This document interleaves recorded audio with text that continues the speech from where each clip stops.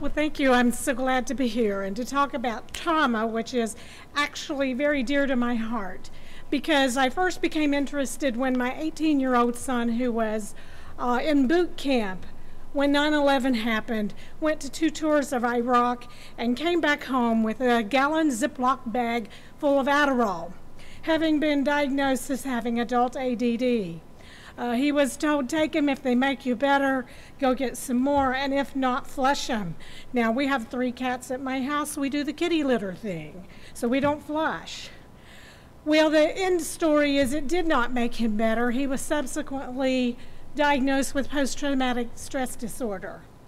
And he would do things, and as a mother, I would look at him and say, what is wrong with you? And he would look at me and say, I don't know. I would say, why did you do that? And he would say, I don't know. And I would say, you're 27 years old. How can you not know? I raised you better than that. The reality is he did not know. So when I got an opportunity to get some training about trauma, I jumped on it. I did a lot of research, trying to figure out exactly what was going on. Now, I like to use as a working definition of trauma, it's really when your internal and external resources are inadequate to deal with the threat at hand. In other words, your systems are just overwhelmed. You want to sit down and cry and throw your hands in the air and say, I give up. Now, most of us have had an acute traumatic event of some sort. Whether it's a death in the family, a car accident, these are usually time limited, and we have tools in our toolbox. We get over it. And if we don't get over it soon enough, someone in our life is likely to say, get over it. So we've all had those events. This is not the focus of today. There is chronic trauma, which is not only that traumatic event, but ensuing traumatic events that happen. So you can have a car accident, have 5 surgeries. Because you have 5 surgeries, you lose your job. Because you lose your job, you lose your house. Because you lose your house, you lose your spouse. Had a guy in one of my trainings say, did they send you my file? That's exactly what happened to me. But chronic trauma, or going to war and having ensuing events. And then complex trauma, which really starts prior to age 5. It's ongoing, it's intentional. It's purposeful. It's often enacted by the very folks who are supposed to love us, nurture us, and think we hung the moon and the stars. It is never without consequence. Someone else referenced the ACE study, which was really important from Kaiser Permanente. Over 17,000 participants. And what they found is that trauma is not as scarce as we once thought. As a matter of fact, most of the children and adults in psychiatric settings have trauma in their background. We also know that people self-medicate because of trauma. And then we do a great job of getting them in recovery, and then they relapse because we haven't dealt with the trauma that drove them to self-medicate. So we really want to focus on the trauma. Now, I'm often asked, is everyone who has substance use disorder have trauma in their background? And I say, no, not everybody. But trauma is always associated with substance use disorder, whether it's the self-medication that drives you to use or the habits you develop when you're addicted.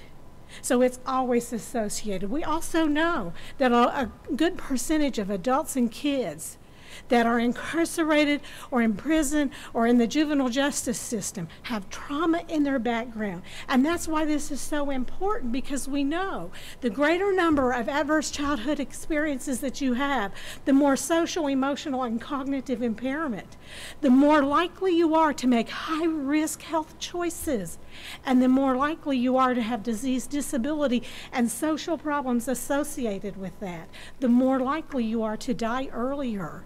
Folks, our friends, our relatives, the people we know are not disposable. It is not okay. So the facts are that we thought it was pretty rare. It's not. We know it impacts school performance, can impair learning. Children with trauma in their background have physical and emotional distress. We know there's lots of types of trauma. I'll focus on a few because I don't like to read slides, if that's okay. Think about school violence very broadly. I tell people I'm old. I'm going to tell you that at my house, if you called to bully me, we had a phone, and kids, I know you won't recognize this, but it had a dial that went like this. Yeah, and we only had one. And if you called my house, my mother answered. And if you wanted to talk to me and you were mean to me, the next call made would be my mother to your mother. And when I got home on Friday, I didn't have to see you, look at you, or be in your presence till Monday morning. So bullying is a function of access. You didn't have access to me. And while I'm at it, I'm on a roll. Yes, I walked to school in snow up to my knees. That's the only lie I'll tell today. But understand, now kids have 24/7 access to each other. Trauma plays a role. We just had a foster child who already had complex trauma in their background, in a wonderful, loving home, bullied at school. And the last thing he said to his parents before he completed suicide was, "I am not going back to school in the morning." So think broadly about that. Other things, trauma and grief and separation. I work with a group, it used to be called GAP, Grandparents as Parents. Now they call it Guardians as Parents. The last group I trained had aunts, uncles, cousins, and best friends, because we have 9,000 children in the foster care system in the state of Kentucky. That means these children, by the time that they get to these guardians, the parents have been incarcerated, they are deceased, they have abandoned the children, or conditions in the home are such that the children have been removed. They have trauma in their background. And these poor guardians are at a loss. They say, "They hate me." No, they don't. They need some help. Just understanding that. And what we want to do as providers is to never re-victimize or have system-induced trauma for these children. Just know that ACEs impact national health issues from teen pregnancy to smoking, alcohol abuse, illicit drug abuse, mental health, and on and on. And the increase of heart disease, chronic lung disease, suicide, injuries, HIV, sexually transmitted diseases. So you should know, adverse childhood, as they go up, smoking as an adult. Now I say smoking, but we should say probably nicotine addiction, because as we all know, smoking is becoming a bit passé, and we are doing vaping and juuling. Nonetheless, we are addicted to nicotine. As ACE scores go up, alcoholism in adults go up, your risk of becoming an alcoholic, serious job problems. I used to do training with inmates at the West Liberty Correctional Complex, and we would do some problem solving and decision making, particularly around workplace issues. Their number one answer to everything was quit. That's it. And I was there to try to help them to see alternatives. I'm not sure how successful I was, but ACE scores, problems on the job, and it can include drug use, alcohol use, absenteeism, and just being, frankly, not nice and irritable with your employer. ACEs underlie chronic depression. As a matter of fact, the risk of depression goes up 460% with folks with complex trauma. And you saw this slide, it says females more than males, but understand females report depression more often than males. Males, it comes off like this: "Yes, they make me mad. Yes, I'm in a bad mood." They don't like to admit that they're actually depressed. ACEs underlie suicide attempts. Some research would indicate that suicide attempts go up 1,220% the higher your ACE score. So then it shouldn't surprise us the effect it has on the death rate. Am I talking fast? I think I'm talking really fast. They're going to give me the sign here in a minute. But the consequences, so what does it mean? Well, it actually changes brain neurobiology, and I'll show you some slides. But even more, the adoption of these health risk behaviors, eating disorders, especially in teenage girls, smoking, substance abuse, non-suicidal self-harm, cutting, for instance. And we have a big uptick in cutting among not only young ladies, but young gentlemen in our area because of trauma. They engage in emotional numbing. Just turn it off. Don't feel. And then they cut, and when they bleed, they said, oh, yes, I'm still alive. This is good. I'm still alive. And actually, there's some new studies that show you can get addicted to cutting, the adrenaline rush from cutting, much like you can from substances. On children, it can not only, it's not the individual particulars, it changes the way someone sees the world. I did some training with a faith community, and this van driver came up and said, oh my gosh, this makes so much sense. I picked up a 14-year-old, he's new, and I'm trying to establish a rapport with him. And so I said to him, son, what do you want to be when you grow up? And he looked at me and he said, I'm going to prison. And he said, I thought he didn't understand my question. So I asked again, what do you want to be when you grow up? Do you want to go to vocational school, maybe to college? He said, I'm going to prison. He said, son, what would ever make you say such a thing? He said, well, my daddy's in prison. And my mom tells me every day of my life I'm just as miserable as him, and I'm going to end up in prison. At 14 years old, reorganizes the way a young person sees the world. The other impacts, anxiety, over-the-top anxiety and fear, decreased attention or concentration, increased activity level. Remember my son who came home with Adderall, having been diagnosed with adult ADD. He did not have adult ADD. He was doing bomb reconnaissance. Let that sink in. With PTSD. Change in academic performance, irritability with friends, teachers, and events, angry outbursts and aggression for seemingly no reason at all, and may not even be related to the event at hand, withdrawal from others or activities, absenteeism from school, overreaction to sounds, smells, touches. I had a new teacher tell me, she said I was going to be the cool teacher. The kids were lined up outside the cafeteria, so I went down the cafeteria line going, and she said I came to one little girl and I went, and she hit the floor. I said, I hope you referred her to counseling. She said, I did, which was good. Re-experiencing the trauma, emotional numbing, that's really, that's a good one, because teachers don't like it at all, because it looks like this.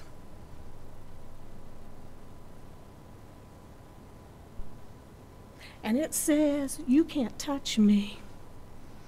I've shut down everything on the inside of me, and you're not going to reach me. And teachers just want to take their little jaws and say, pay attention. Of course, I don't think we can do that anymore, can we? So, physical symptoms like headaches and stomach aches, seemingly unexplained, most likely connected with the adrenaline and the overproduction of adrenaline. Unpredictable impulsive behavior. My son, I hope he never hears me talking about him. A car cut him off. He was going somewhere. He chased it for 6 blocks. Wait till they got to a red light, got out of the car, got up and ran up to that car, and he said, the light turned green and he took off. And I said, honey, what would you have done if that guy had a gun? He said, well, I don't know. I said, what would you have done if he was 6'5" and 350 pounds? My son weighs about 170. He said, I don't know. I said, maybe you should think about that. Poor impulse control. Oh, I could go on and on about that. Even a single exposure for young people can cause jumpiness, intrusive thoughts, anger, and moodiness. Now, not to be confused with adolescent behavior, but chronic exposure adversely affect attention and memory. Cognitive processes needed for schools, in school performances, lower GPAs, higher school absences, increased dropout rates, more suspensions and expulsions, decreased reading ability. Why is this important? Let me tell you, I'm working with a school now on trying to get some funding for trauma-sensitive implementation. Because at that school, they had a little girl who wrote her portfolio on how my parents sold me to their best friend for $300. Let that sink in. Teachers suffering from secondary trauma because they start the school year with 30 kids, end the school year with 20 kids. None of those 20 are the same 20 or 30 that started the school year. 60% of the kids in that school are not living with either biological parent, which means parents are incarcerated, deceased, have abandoned the children, or the children have been removed. Any way you cut that pie, those kids are suffering from trauma. So, very important to our school. It does impact the brain. I like to simplify it by saying people with trauma in their background operate right here, flight, fight, or freeze. Not here, executive thinking. They operate from here. That's why I tell school folks, put a schedule on your board. These kids are used to chaos. If they can just look up there and see what's coming next, they'll relax a little bit, just a little bit.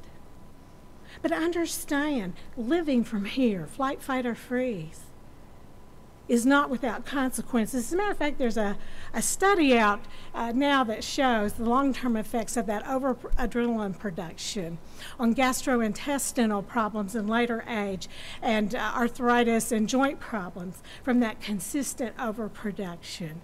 Knowing it changes the brain. The brain on the left is a healthy brain. The brain on the right is an 11-year-old with chronic PTSD. You will notice the ventricles that have actually atrophied, and you will notice the protective coating of the brain that has actually increased, that white area, because the brain has not had any stimulus and not had any motivation, and the child has been neglected.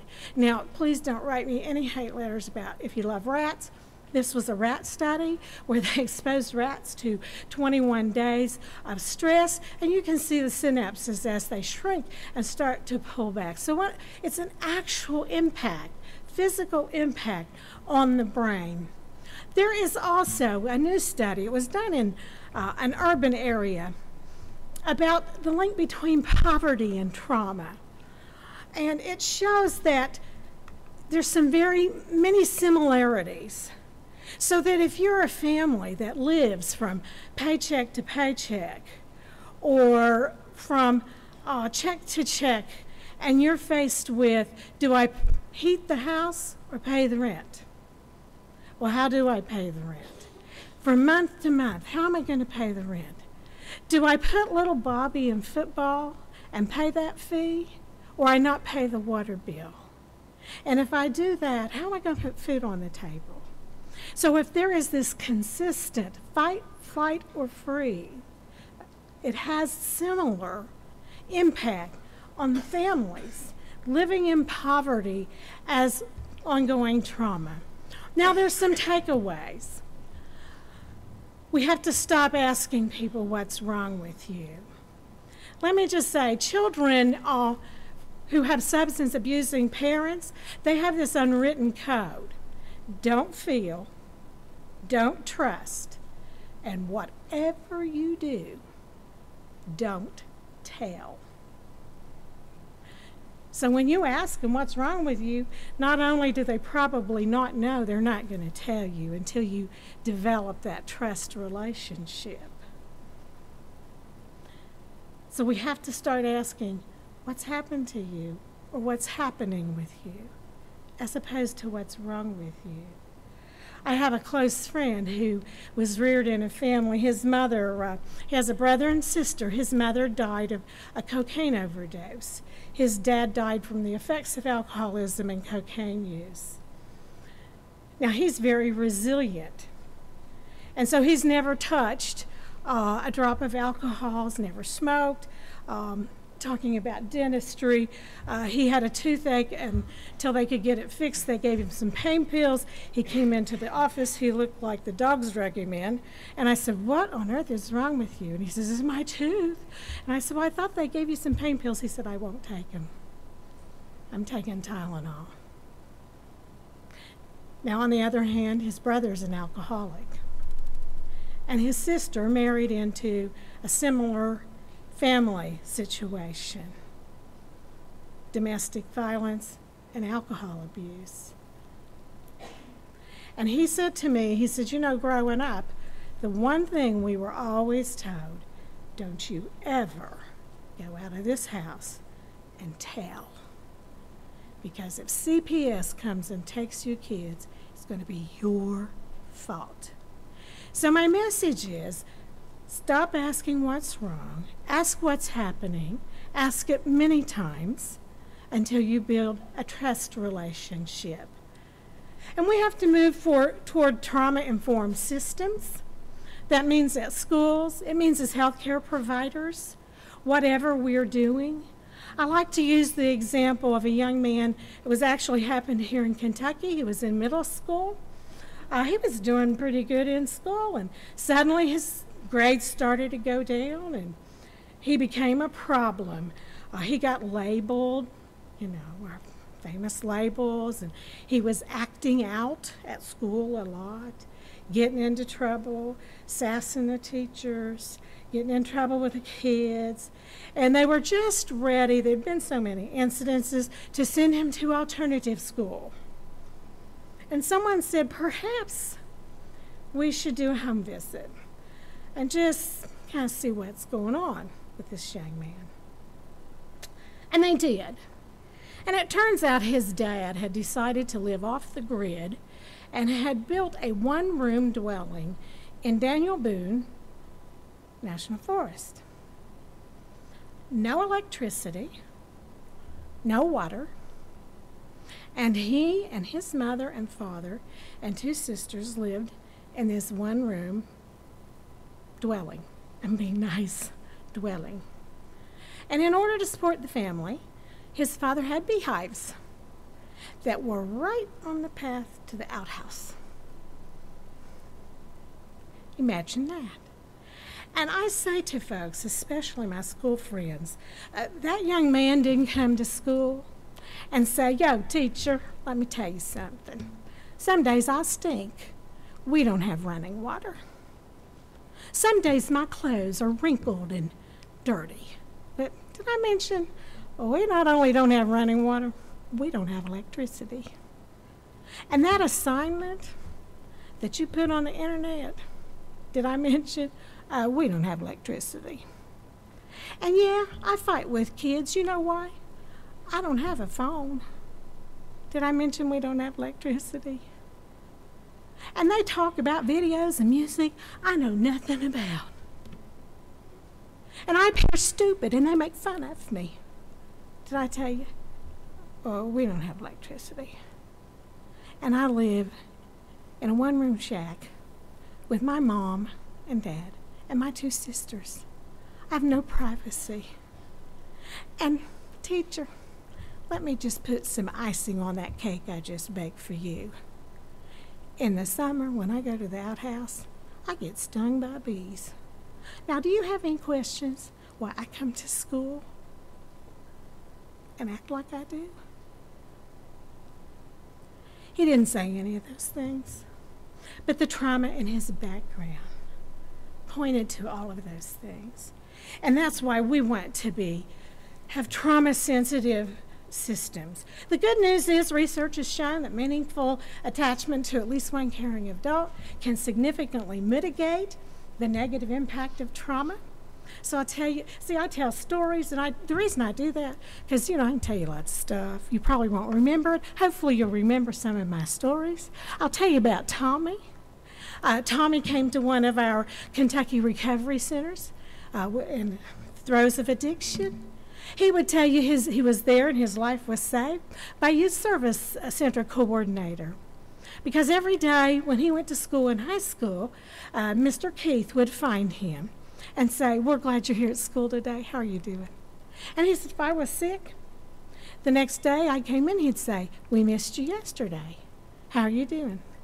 He said, every day for 4 years when I went to school, Mr. Keith would come and find me and let me know how important it was that I was there.